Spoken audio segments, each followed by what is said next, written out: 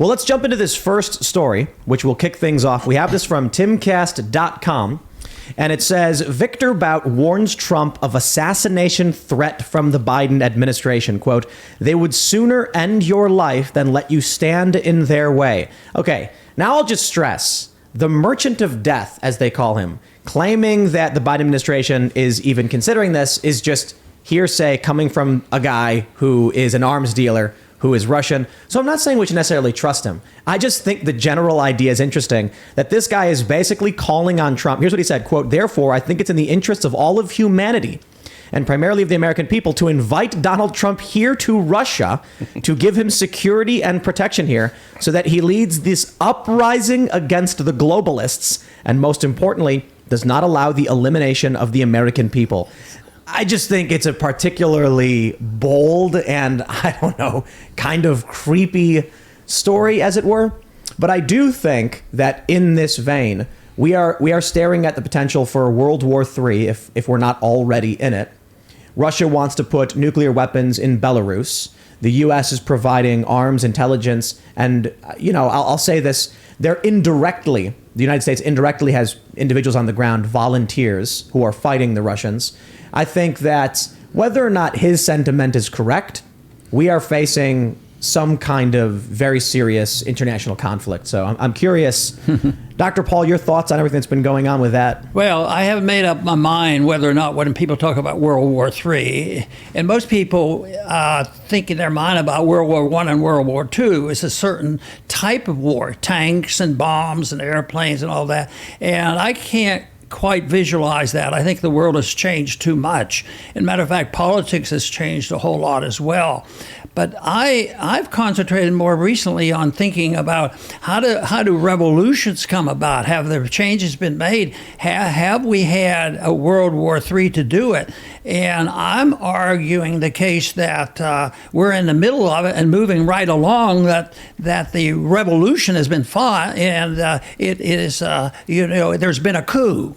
We don't have any resemblance to a government that believes in a republic. We don't have honest money. We don't have integrity. We don't even have people in Washington that even pretends that you're supposed to tell the truth. Remember just recently there was a congressperson that won, and he won by putting on his resume just a bunch of lies. and the other ones got hysterical, the other congressmen, telling lies like this. And I got to thinking, well, how many of these people that were complaining about this guy telling lies, how many of them lied when they raised their hand up and swore to uphold the Constitution? Now, that's a lie that really has consequences. Actually, you could probably make fun and make a little joke because his jokes weren't, everybody knew he was fibbing, but the real lies are being told, and that is our big problem. But I do believe there has been a coup, and it's been taken over. And if I want to just put the date in my mind, and anybody could pick probably any date in the last 100 years. But I have picked November 22nd, 1963. What happened on that day? That was the day Kennedy was murdered by our government. Wow. By the CIA. Yep. And at the time, I remember matter of fact, Kennedy was killed in Dallas, but he landed at Kelly Air Force Base, and I was the flight surgeon there the day before, and I was aware of this trip. So this was a big big thing, and those early years, which we talked about a lot, especially the first year or two. Oh, Oswald did it. And then, the person they talk about most is Allen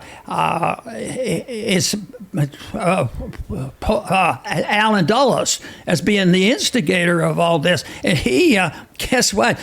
LBJ immediately said, we have to investigate this. The president has been assassinated. What? They never used the word coup. So he's been assassinated. So guess who he puts? There were 7 on the commission, and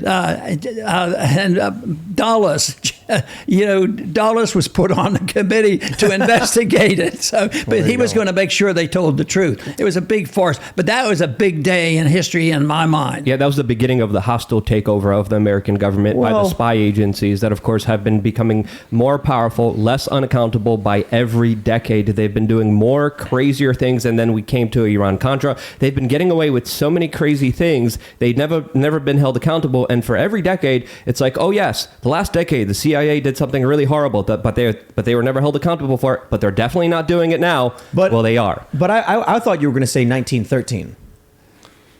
Well, I think that was the groundwork. I start the intellectual changes a little bit before 1913, probably at the turn of the century, the Roosevelt era, and the university started teaching progressivism, and gradually they destroyed the whole principle of, like today in medicine, there's no such thing as truth anymore. And this society has become nihilistic because they can do anything they want, and they have zero guilt.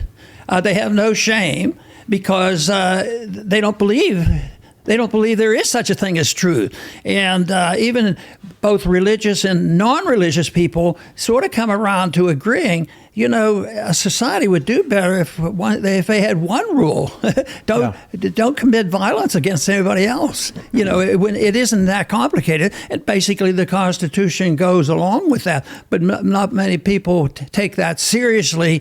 But no, I think 1913 was a consequence of what was happening in the universities. And the universities are still in bad shape. But the real education that is going on now is continuing, especially in economics and other things. I mean, there's an institute now dealing only with non-intervention and foreign policy. And you take a group like the Mises Institute, they've done a world of good at teaching young people. And I still rely on them to understand, free market economics. So that is where the real change is. And I'm a fan of homeschooling, and homeschooling can be a salvation too. And I happen to have a little program for that. But the private schools, they're still legal. In the 1980s, the early 1980s, there was such an effort to close down every private school conceivable. And, there were court cases that, in spite of how bad things were, they recovered from that.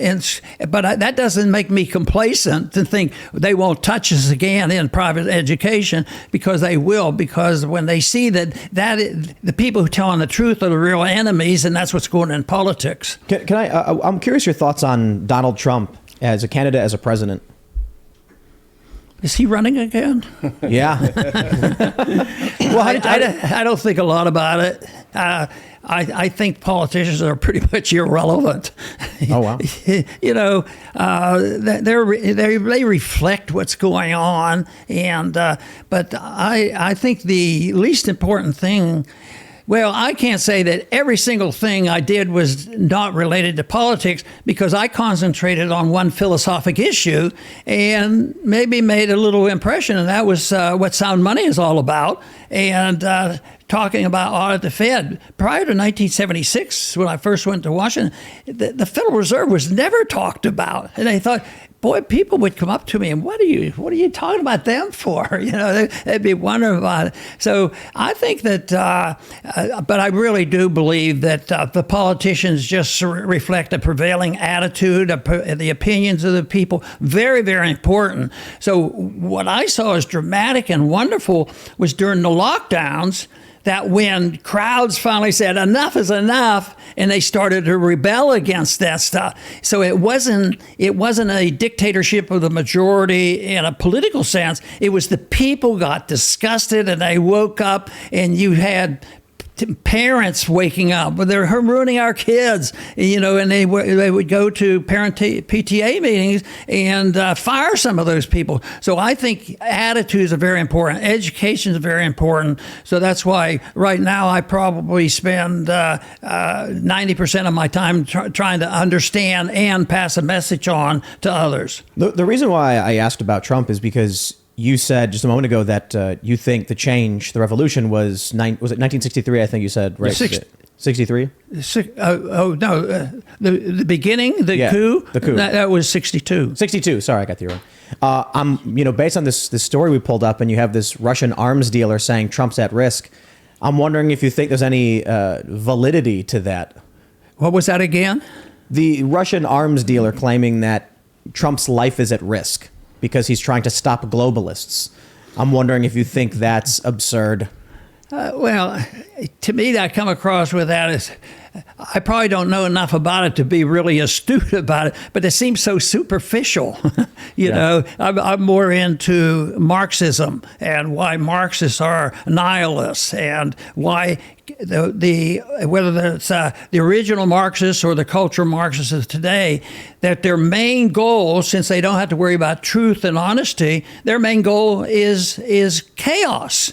Street chaos, riots, and you don't have to go very far to look around for what's going on. Their goal is, and so I still struggle with it. Why do they do this? It's so stupid and so harmful. And the only real explanation, it isn't stupidity. It's done on purpose because chaos leads to the breakdown of order, and that is our real threat. But it originated, I think, back even before 1913. It's just that then it was 1963. That assassination was a big thing. That same decade, Martin Luther King and RFK and over 100 people that were loosely associated with Kennedy, that they suddenly died. Nobody knows exactly which ones were related or what, but there's some noise out there that really indicates that it was a big event. Yeah, wow. Bobby Kennedy, Malcolm X as well. I was wondering, what do you think about another Kennedy running for the presidency, and that's Robert Kennedy Jr. Are you guys excited about him potentially running? Yeah, we talk about it, even though we don't promote legislation, but we talk about it, and he's a friend, and he came out to one of our anti-war conferences, and people loved him, and I think it's great that he's running, but. It's not likely. I mean, I'd have him on my program if he would come on, but I probably am not into the endorsing business, because I think that's very secondary to waking up the people. I want the people to wake up about the monetary issue, which we're going to have the opportunity because this monetary system is just starting to crack. And then the people wake up, just like they got sick and tired of the lockdown. And I talk about the football game that I don't remember where it was, but there were 100,000 people showed up and they didn't wear masks. And that was sort of the breakthrough. I thought that was fantastic. The people will wake up, and that's what I figure that I can contribute to, wake people up. Thanks for watching this clip from the Timcast IRL podcast. Hang out with us live Monday through Friday at 8 p.m. and become a member over at timcast.com for uncensored, members-only shows exclusive. Thanks for hanging out, and we'll see you all next time.